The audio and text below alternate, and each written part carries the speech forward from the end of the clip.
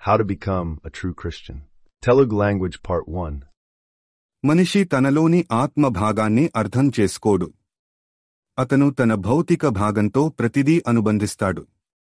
Eden garden నుండి భౌతిక భాగం భూమి యొక్క ధూళి నుండి తయారు చేయబడిందని మరియు ఆత్మ భాగం దేవుని నుండి జీవశ్వాస ద్వారా వచ్చిందని మీకు చెప్పబడింది. బ్రీత్ ఆఫ్ లైఫ్ అనే పదబంధం నుండి జీవితం అంటే శాశ్వతత్వం. అలాగే జీవితం యొక్క చెట్టు అనే పదబంధం మనిషి యొక్క భౌతిక భాగానికి సంబంధించినది, కాని మనిషి నిషేధించబడిన పండు యొక్క చెట్టు నుండి తిన్నాడు. ఆడంకు దేవుని ఆజ్ఞ స్పష్టంగా ఉంది, మంచి మరియు చెడుల జ్ఞానం యొక్క చెట్టు నుండి తినకూడదు. మీరు అలా చేస్తే మీరు ఖచ్చితంగా చనిపోతారు. కాని ఆడం దేవునికి అవిధేయత చూపాడు మరియు దాని నుండి తిన్నాడు. మనిషి యొక్క భౌతిక భాగం పాపం చేసింది ఎందుకంటే ఆత్మ భాగం దేవుని నుండి వచ్చింది. కాబట్టి ఆడం మరియు ఈవ్ ట్రీ ఆఫ్ లైఫ్ నుండి తినాలని దేవుడు కోరుకోనందున తోట నుండి తరిమివేయబడ్డారు. అవును, నిషేధించబడిన పండును తినమని పాము హవ్వను ఒప్పించింది మరియు ఈ వాడను ఒప్పించింది. మనిషి యొక్క శిక్ష యొక్క భౌతిక భాగం భూమి యొక్క ధూళికి తిరిగి రావడమే. మనిషి యొక్క ఆత్మ భాగానికి శిక్షను దేవుడు ప్రస్తావించలేదు, కాని ఆత్మ శాశ్వతమైన ఖండనకు దారితీస్తుందని మనకు తెలుసు. అసలు ఆత్మ ఇకపై దేవునితో సంబంధం కలిగి ఉండదు. ప్రభువైన దేవుడు ఆదికాండము 3:15లో పాముతో ఇలా అన్నాడు, మరియు నేను నీకు మరియు స్త్రీకి మధ్య మరియు నీ సంతానానికి మరియు ఆమె సంతానానికి మధ్య శత్రుత్వం ఉంచుతాను. అతడు నీ తలను కొట్టును, నీవు అతని మడమను గాయపరచును. వెంటనే అది స్త్రీ నుండి విత్తనం అని చెప్పిందని మీరు గ్రహించాలి, కాని విత్తనం పురుషుడి నుండి వస్తుందని మీకు తెలుసు. అక్కడ ఓ అద్భుతం జరగబోతోంది. స్త్రీ యొక్క గర్భంలో దేవుడు ఏదో చేస్తాడని మీరు తెలుసుకోవాలి. సంతానం యేసు అని మీలో చాలా మందికి తెలుసు. ఈడెన్ గార్డెన్లో జరిగిన సంఘటనల నుండి మనిషి దేవునితో నడిచాడని, కాని పవిత్రంగా మరియు పాపం లేకుండా ఉన్నాడని మీకు తెలుసు. ఈడెన్ గార్డెన్లో మనిషి చేసిన పాపం వల్ల ప్రతి ఒక్కరూ పాపంలో జన్మించారు. మన భౌతిక శరీరం చనిపోతుందని మనకు తెలుసు, భౌతికమైనది దేవుణ్ణి సంతోషపెట్టదని మనకు తెలుసు. అసలు ఆత్మ ఖండించడం వైపు వెళుతోంది, అంటే నరకం. స్త్రీ యొక్క విత్తనం గర్భధారణ సమయంలో ఒక అద్భుతం అని మరియు భౌతిక పురుషుడు ప్రమేయం లేదని మనకు తెలుసు. స్త్రీ యొక్క సంతానం యేసు అని మనం చూస్తాము. మనిషి ఆత్మీయంగా దేవునితో నిత్య జీవం పొందాలంటే స్త్రీ సంతానం అసలు ఆత్మతో ఏదో ఒకటి చేయాలని మనకు తెలుసు. స్పష్టంగా చెప్పాలంటే పాత నిబంధనలో ఉన్నవారు అసలు ఆత్మను కలిగి ఉన్నందున వారు దేవునితో శాశ్వత జీవితాన్ని పొందలేరు. అసలు ఆత్మ శాశ్వతమైన ఖండనకు వెళుతోంది మరియు వారి భౌతిక శరీరం చనిపోతుంది. దేవుడు వారికి సుదీర్ఘ భౌతిక జీవితాన్ని మాత్రమే అనుగ్రహించగలడు. అయితే ప్రవక్తలు మరియు పరిశుద్ధాత్మ ద్వారా వచ్చిన వారు దేవునితో నిత్య జీవం పొందుతారు. అందుకే ఇశ్రాయేలు పిల్లలు భౌతికంగా నీతిమంతులుగా పిలువబడ్డారు. వారు సుదీర్ఘ భౌతిక జీవితాన్ని మాత్రమే కలిగి ఉంటారు, దేవునితో ఆధ్యాత్మికంగా ఉండలేరు. ఫేస్బుక్లో నా గ్రూప్ల కోసం నేను రాసిన పోస్ట్ ఇది. నీవు పుట్టిన ఆత్మను అసలు ఆత్మ అని పిలుస్తాను. ఆడం మరియు ఈవ్ నిషేధించబడిన పండును తిన్నందున అసలు ఆత్మ కలుషితమైంది, అందుకే మీరు పాపంలో జన్మించారు. పాత నిబంధనలోని ప్రతి ఒక్కరికీ అసలు ఆత్మ ఉంది. దేవుడు వారిని ఒక నిర్దేశిత పని కోసం ఎన్నుకుంటే తప్ప వారు ఆధ్యాత్మికంగా ఆశీర్వదించబడలేరు. జాన్ బాప్టిస్ట్ ఒక నిర్దిష్ట పనిని కలిగి ఉన్నాడు. అతనికి అపురూపమైన ఆశీర్వాదం లభించింది. లూకా 1:15 ఇలా చెబుతోంది, అతను తన తల్లి గర్భం నుండి కూడా పరిశుద్ధాత్మతో నింపబడతాడు. డేవిడ్కు ఒక నిర్దిష్టమైన పని ఉంది, కాని బత్షెబాతో చేసిన పాపం కారణంగా దేవుడు దానిని తీసివేస్తాడనే భయంతో ఉన్నాడు. కీర్తనలు 51:11 నీ సన్నిధి నుండి నన్ను త్రోసివేయకుము మరియు నీ పరిశుద్ధాత్మను నా నుండి తీసుకోకుము. పాత నిబంధన నుండి బోధించడం మరియు బోధించడం మీకు ఆధ్యాత్మిక ఆశీర్వాదాన్ని ఇవ్వదు.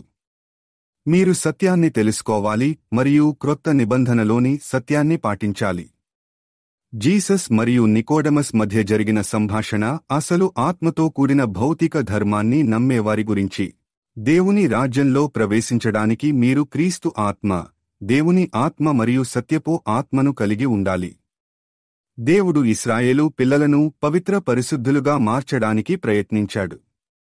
నిర్గమకాండము 19:5-6 ఇలా చెబుతోంది, ఇప్పుడు మీరు నిజంగా నా స్వరానికి లోబడి నా ఒడంబడికను పాటిస్తే ప్రజలందరికంటే మీరు నాకు ప్రత్యేక నిధిగా ఉంటారు, ఎందుకంటే భూమి అంతా నాదే. 6 మరియు మీరు నాకు యాజకుల రాజ్యంగా మరియు పవిత్ర జాతిగా ఉంటారు మొదలైనవి. క్రొత్త నిబంధనలో ఇదే విధమైన లేఖనాల ప్రకరణము అన్యజనుల కొరకు ఉద్దేశించబడింది.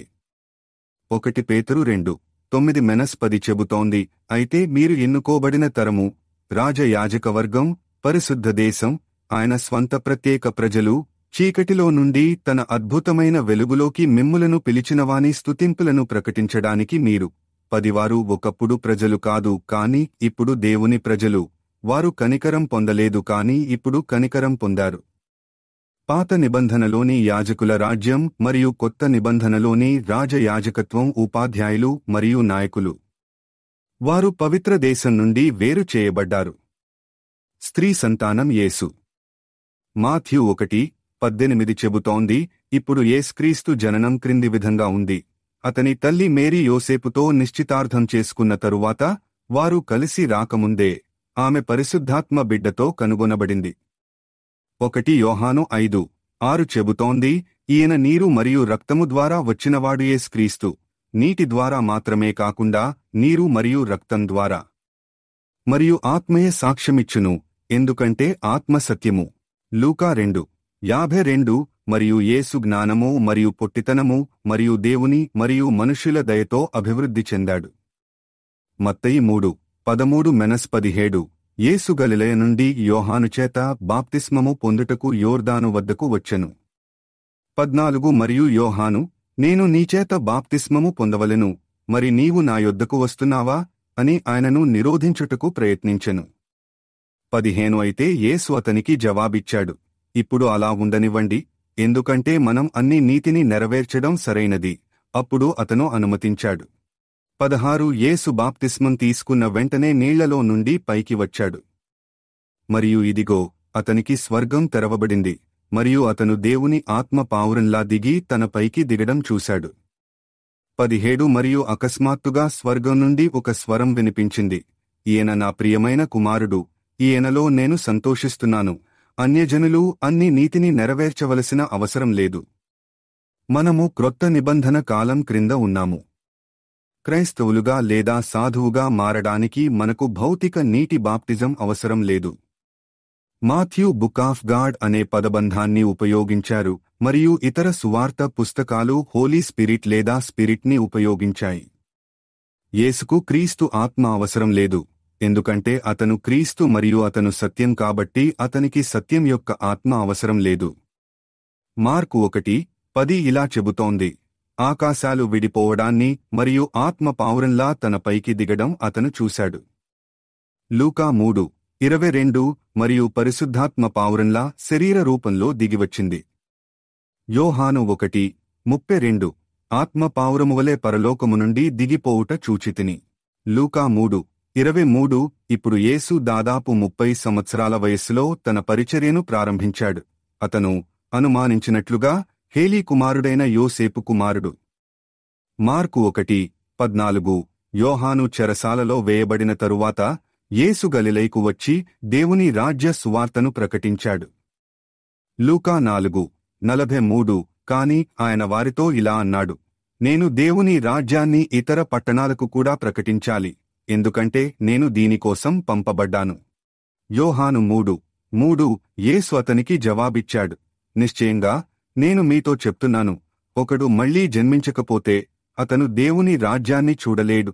మత్తయి 4:17 అప్పటినుండి యేసు పరలోక రాజ్యము సమీపించుచున్నది గనుక పశ్చాత్తాపపడుడి అని ప్రకటించడం మొదలుపెట్టాడు. కొత్త నిబంధనలో యేసు పరలోక రాజ్యాన్ని బోధించాడని చెప్పే ఏకైక పుస్తకం మాథ్యూ. ఇది తప్పుడు ప్రకటన. యేసు దేవుని రాజ్యాన్ని బోధించాడు మరియు బోధించాడు. లూకా సువార్త దేవుని రాజ్యం బాప్టిస్ట్ జాన్ నుండి బోధించబడిందని మీకు చెబుతుంది. లూకా 16:16 ధర్మశాస్త్రం మరియు ప్రవక్తలు యోహాను వరకు ఉన్నారు. అప్పటి నుండి దేవుని రాజ్యం బోధించబడింది మరియు ప్రతి ఒక్కరూ దానిలోకి నొక్కుతున్నారు. అలాగే లూకా 4:43లో తాను దేవుని రాజ్యాన్ని బోధించడానికి పంపబడ్డానని యేసు స్పష్టం చేశాడు. మత్తయి 6:31-33 ఇలా చెబుతోంది, కాబట్టి మేము ఏమి తింటాము, లేదా ఏమి త్రాగాలి, లేదా మేము ఏమి ధరించాలి అని చింతించకండి. 32 వీటన్నిటి తర్వాత అన్యజనులు వెతుకుతారు. ఎందుకంటే ఇవన్నీ మీకు అవసరమని మీ పరలోకపు తండ్రికి తెలుసు. 33 అయితే మొదట దేవుని రాజ్యాన్ని, ఆయన నీతిని వెదకండి, అప్పుడు ఇవన్నీ మీకు జోడించబడతాయి. యేసులాగా ఉండండి. మనం కొత్త నిబంధన నుండి దేవుని రాజ్యాన్ని బోధించాలి మరియు బోధించాలి. యేసు శిలువపై శిలువ వేయబడకముందు శిష్యులు భౌతికంగా నీతిమంతులుగా ఆయనతో నడిచారు. ఇప్పటికీ వారి అసలు ఆత్మ వారిలో ఉంది. చాలా మంది విశ్వాసులకు యేసు శిలువపై వేయబడినంత వరకు బోధించబడ్డారు, కాని ఆ తర్వాత విశ్వాసులకు కొత్త నిబంధన గురించిన సత్యం బోధించబడలేదు. యోహాను 19:30 పుస్తకంలో యేసు శిలువపై ఇలా పేర్కొన్నాడు, కాబట్టి యేసు పుల్లని ద్రాక్షారసాన్ని స్వీకరించినప్పుడు ఇది పూర్తయింది, మరియు తల వంచి అతను తన ఆత్మను విడిచిపెట్టాడు. మత్తయి 27:51-53 చెబుతోంది, అప్పుడు ఇదిగో దేవాలయపు తెరపైనుండి క్రిందికి రెండుగా చిరిగిపోయింది, మరియు భూమి కంపించింది, మరియు రాళ్లు చీలిపోయాయి. 52 మరియు సమాధులు తెరవబడ్డాయి, మరియు నిద్రలోకి జారుకున్న సెయింట్స్ యొక్క అనేక శరీరాలు లేవనెత్తబడ్డాయి. 53 మరియు ఆయన పునరుద్ధానం తర్వాత సమాధుల నుండి బయటకు వచ్చి వారు పవిత్ర పట్టణంలోకి వెళ్లి చాలా మందికి కనిపించారు. వీరు మాతృభాషలో మాట్లాడని పాత నిబంధన పరిశుద్ధులు. ఇది 1 కొరింథీయులకు 12:30లోని పౌలు యొక్క ప్రకటనను నిజం చేస్తుంది. అన్నీ చేయండి. వైద్యం యొక్క బహుమతులు ఉన్నాయా? అందరూ భాషలతో మాట్లాడతారా? అందరూ అర్థం చేసుకుంటారా? అలాగే ఇది మార్క్ 16:17లో యేసు యొక్క ప్రకటనను నిజం చేస్తుంది. మరియు ఈ సంకేతాలు విశ్వసించే వారిని అనుసరిస్తాయి. నా పేరులో వారు దయ్యాలను వెళ్లగొట్టారు, వారు కొత్త భాషలతో మాట్లాడతారు. తాను పరిశుద్ధాత్మతో బాప్తిస్మం తీసుకునే వారు కొత్త భాషలతో మాట్లాడతారని యేసు చెబుతున్నాడు. ప్రశ్న: యేసు పునరుద్ధానం తర్వాత ఆయనను ఎందుకు గుర్తించలేదు? యోహాను 20:14 ఇప్పుడు ఆమె ఇలా చెప్పినప్పుడు ఆమె మగ్దలీన్ మేరీ వెనుదిరిగి అక్కడ యేసు నిలబడి ఉండడం చూసి అది యేసు అని తెలియలేదు. లూకా 24:15-16 ప్రకారం వారు ఇద్దరు శిష్యులు నడుచుకుంటూ సంభాషించుకుంటూ తర్కించుకుంటూ ఉండగా యేసు స్వయంగా దగ్గరకు వచ్చి వారితో వెళ్ళాడు. 16 అయితే వారు ఆయనను ఎరుగనట్లు వారి కన్నులు నిగ్రహించబడియుండెను. లూకా 24:36-37 వరకు. ఇప్పుడు వారు శిష్యులు ఈ విషయాలు చెప్పినప్పుడు యేసు స్వయంగా వారి మధ్యలో నిలబడి మీకు శాంతి అని చెప్పాడు. 37 అయితే వారు భయపడిపోయి తాము ఒక ఆత్మను చూశామని అనుకున్నారు. శిలువపై శిలువ వేయబడినప్పుడు యేసు సుమారు 33 సంవత్సరాల వయస్సులో ఉన్నాడు. మీ ఆత్మ గరిష్టంగా 20 సంవత్సరాల వయస్సు వరకు పెరుగుతుంది. యేసు శిలువపై చనిపోయినప్పటికంటే దాదాపు 13 సంవత్సరాలు చిన్నవాడు. నా భార్య ఆత్మ ఆమె భౌతిక దేహంతో పాటు నడవడాన్ని దేవుడు నన్ను ఆశీర్వదించాడు. నా భార్య 60లలో ఉంది మరియు ఆమె నడవడంలో సమస్య ఉంది, కాని ఆమె ఆత్మ పరిపూర్ణ భంగిమతో నడిచింది. ఆమె ఆత్మ దాదాపు 20 సంవత్సరాల వయస్సులో కనిపించింది. దేవుని రాజ్యాన్ని బోధించడానికి దేవుడు యేసును పంపాడు. లూకా 4:43 మరియు యేసు దేవుని రాజ్యాన్ని బోధించడానికి మరియు బోధించడానికి శిష్యులను పంపాడు. చాలామంది ఈ గ్రంథం యొక్క అర్థాన్ని తప్పిపోయారు. యోహాను 20:21-22 ఇలా చెబుతోంది, కాబట్టి యేసు మళ్లీ వారితో ఇలా అన్నాడు, మీకు శాంతి. తండ్రి నన్ను పంపినట్లే నేను కూడా నిన్ను పంపుతాను. 22 ఆయన ఈ మాటలు చెప్పి వారి మీద ఊపిరి పరిశుద్ధాత్మను పొందండి. అన్ని మంచి ఆత్మలకు పరిశుద్ధాత్మ పరిపాలకుడు. వారు క్రీస్తు యొక్క ఆత్మను పొందారు, ఆధ్యాత్మికంగా నీతిమంతుల విశ్వాసుల ప్రారంభం.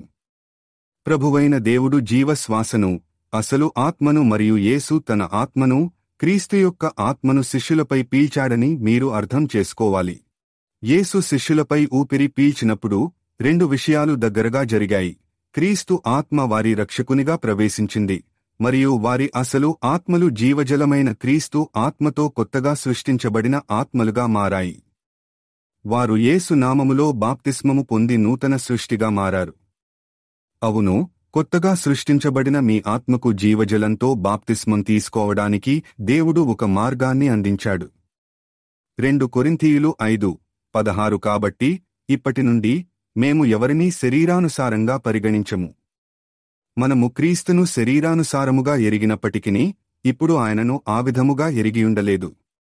రోమన్లు 8:7-8 చెబుతుంది, ఎందుకంటే శరీరానికి సంబంధించిన మనస్సు దేవునికి వ్యతిరేకంగా శత్రుత్వం, ఎందుకంటే అది దేవుని చట్టానికి లోబడి ఉండదు లేదా నిజానికి అది సాధ్యం కాదు. 8 కాబట్టి దేహ సంబంధులు దేవుణ్ణి సంతోషపెట్టలేరు. 2 కొరింథీయులు 5:17 చెబుతుంది, కాబట్టి ఎవరైనా క్రీస్తులో ఉంటే అతను కొత్త సృష్టి, పాత విషయాలు గడిచిపోయాయి, ఇదిగో అన్నీ కొత్తగా మారాయి. క్రీస్తు ఆత్మ ఒక్కటే తండ్రికి ఆత్మ. ఎఫెసీయులు 2:17-18లో ఆయన వచ్చి దూరంగా ఉన్న మీకు అన్యజనులకు మరియు సమీపంలో ఉన్నవారికి యూదులకు శాంతిని బోధించాడు. 18 ఎందుకంటే ఆయన ద్వారా మనమిద్దరం ఒకే ఆత్మ క్రీస్తు ఆత్మ ద్వారా తండ్రిని చేరుకుంటాము. The great commission. మత్తయి 28:19-20 చెబుతుంది, కాబట్టి వెళ్ళి అన్ని దేశాలను శిష్యులనుగా చేసుకోండి, తండ్రి మరియు కుమారుడు మరియు పరిశుద్ధాత్మ నామంలో వారికి బాప్తిస్మం ఇవ్వండి. 20 నేను మీకు ఆజ్ఞాపించినవన్నీ పాటించమని వారికి బోధించండి, మరియు ఇదిగో నేను యుగసమాప్తి వరకు ఎల్లప్పుడూ మీతో ఉన్నాను. మార్కు 16:15-18లో చెప్పబడింది, మరియు ఆయన వారితో ఇలా అన్నాడు, మీరు లోకమంతటికీ వెళ్ళి ప్రతి ప్రాణికి సువార్త ప్రకటించండి. 16 నమ్మి బాప్తిస్మం తీసుకున్నవాడు రక్షింపబడతాడు, కాని నమ్మనివాడు శిక్షింపబడతాడు. 17 మరియు ఈ సంకేతాలు విశ్వసించేవారిని అనుసరిస్తాయి. నా పేరులో వారు దయ్యాలను వెళ్లగొడతారు, వారు కొత్త భాషలతో మాట్లాడతారు. 18 వారు పాములను పట్టుకుంటారు, మరియు వారు ఏదైనా ప్రాణాంతకం తాగితే అది వారిని ఏ విధంగానూ బాధించదు. వారు రోగులపై చేయి వేస్తారు మరియు వారు కోలుకుంటారు. మాథ్యూ మరియు మార్క్లోని గ్రేట్ కమిషన్ క్రిస్టియన్ యొక్క నిర్వచనం. సత్యం యొక్క ఆత్మను పొందే ముందు మీరు మీ మోక్షానికి సంబంధించిన సత్యాన్ని తెలుసుకోవాలి మరియు విశ్వసించాలి అని నేను చెప్పినప్పుడు చాలామంది నన్ను నమ్మలేదు.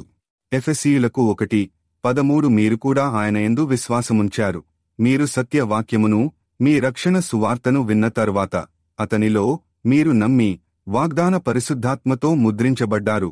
యోహాను 15:26 ఇలా చెబుతోంది, అయితే తండ్రి నుండి నేను మీకు పంపబోయే సహాయకుడు, అంటే తండ్రి నుండి బయలుదేరే సత్యపు ఆత్మ వచ్చినప్పుడు అతను నన్ను గురించి సాక్ష్యమిస్తాడు.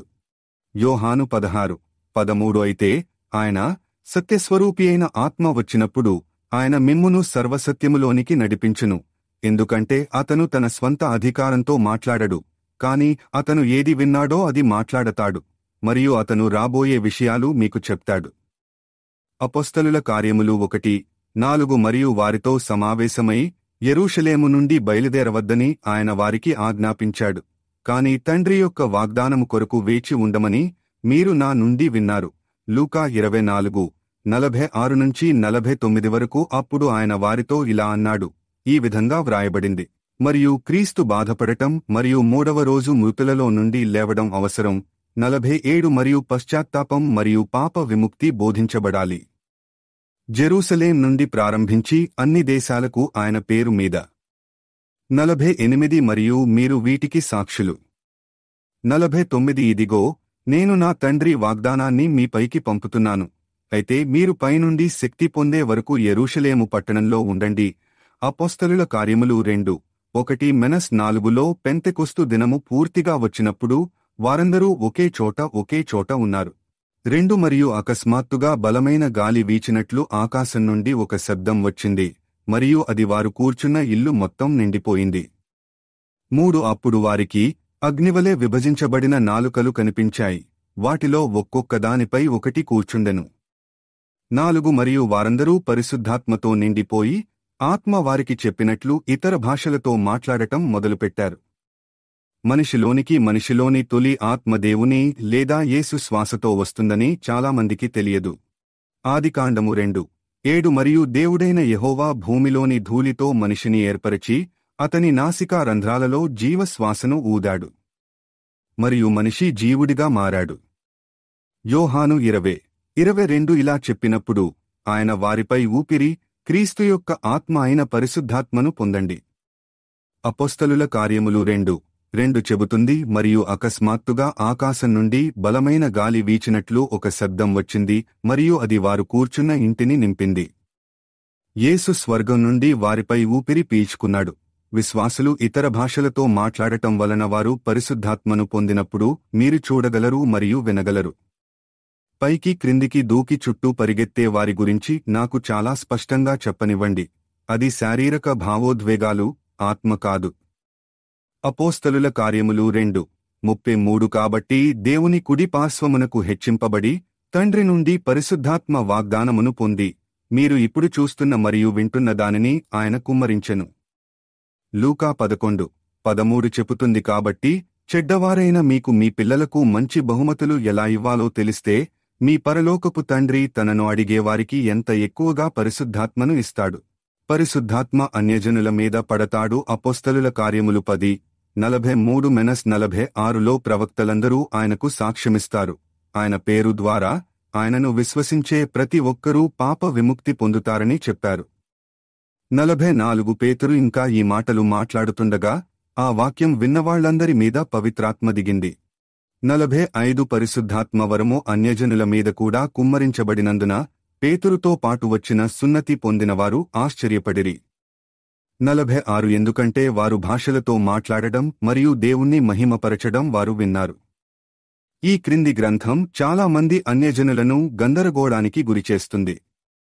అపోస్తలుల కార్యములు 10:47 ఇలా చెబుతోంది, మనకున్నట్లే పరిశుద్ధాత్మను పొందిన వారు బాప్తిస్మము పొందకూడదని ఎవరైనా నీటిని నిషేధించగలరా?